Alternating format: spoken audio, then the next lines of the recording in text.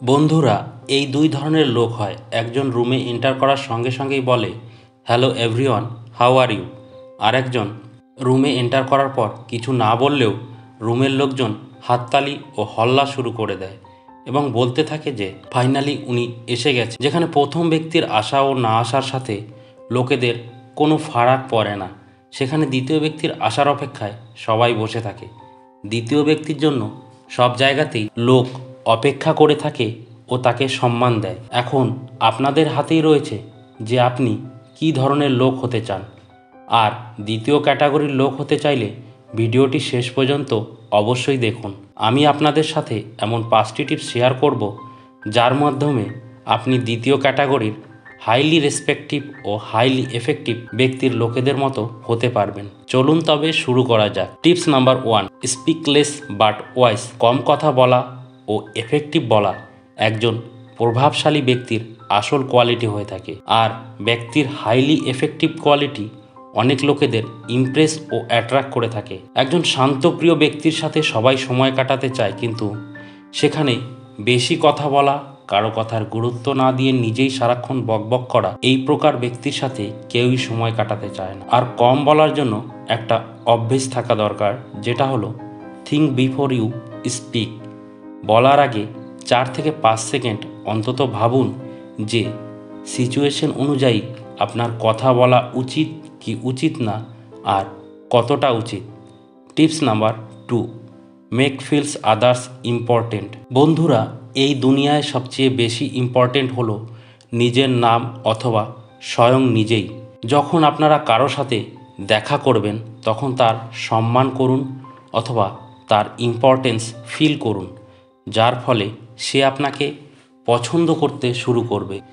ধরুন, আপনাকে কেউ একজন এসে বলল যে আপনার শার্টটি খুব সুন্দর, আর অন্য একজন এসে বলল যে এই শার্টটি আপনাকে খুব মানিয়েছে বা আপনাকে এই শার্টটিতে খুব সুন্দর লাগছে। তাহলে আপনার কার কথা বেশি পছন্দ হবে? অবশ্যই দ্বিতীয় ব্যক্তির, কারণ দ্বিতীয় ব্যক্তি আপনার কদর করেছে বা আপনাকে সম্মান দিয়েছে। আবার ধরুন, আপনি কাউকে একটি প্রশ্ন করলেন, একজন বলল এটা খুব ভালো প্রশ্ন, আর একজন বলল সত্যি আপনি খুব সুন্দর প্রশ্ন করেছেন। এর ফলে আপনার দ্বিতীয় কমপ্লিমেন্টই বেশি পছন্দ হবে। এই জন্যই যখনই আপনি কারো সাথে কথা বলবেন তখন আপনার সেন্টেন্সের কিছুটা পরিবর্তন এনে আপনার সামনের ব্যক্তিকে প্রভাবিত করতে পারবেন আর তার গুরুত্ব তাকে অনুভব করাতে পারেন, যার ফলে আপনার সামনের ব্যক্তি আপনার প্রতি ইমপ্রেস হয়ে যাবে এবং আপনাকে পছন্দ করতে শুরু করে দেবে। Tips number 3, mix feelings and expressions. কোনো ব্যক্তির সাথে কথা বলার সময় সে আমাদের প্রতি ইন্টারেস্ট হবে কি না এর ভূমিকা পালন করে আমাদের ফিলিংস ও এক্সপ্রেশনস। যখন আপনি কারোর সঙ্গে দেখা করবেন তখন মুখে একটু হালকা হাসি রাখবেন, ওনার সঙ্গে হ্যান্ডশেক করবেন, তারপর আপনার প্রপার বডি ল্যাঙ্গুয়েজে কথা বলা শুরু করুন। মানে কোনো রকম হেলে দুলে নয়, ও আপনি আপনার শব্দগুলিতে ফিলিংস অ্যাড করুন, সেটা আপনার কথা বলায় হোক বা বডি ল্যাঙ্গুয়েজ হোক। আপনি যতক্ষণ আপনার শব্দে ভাবের সম্প্রসারণ না ঘটাবেন ততক্ষণ আপনার কথাগুলি অন্যজনার মন কিভাবে ছুঁয়ে যাবে? শুধুমাত্র কয়েকটি বাক্য কারো মন ছুঁয়ে যেতে পারে না, আর সেই শব্দের মধ্যে যদি ভাবনা মিশে যায় তখন সেই শব্দ অন্যের মনকে ছুঁয়ে যায়। ভাবনা বা ফিলিংস দিয়ে অন্য ব্যক্তির সঙ্গে কথা বলে দেখুন, সেই ব্যক্তি আপনার প্রতি ইমপ্রেস হয়ে যাবে। Tips number 4, give options.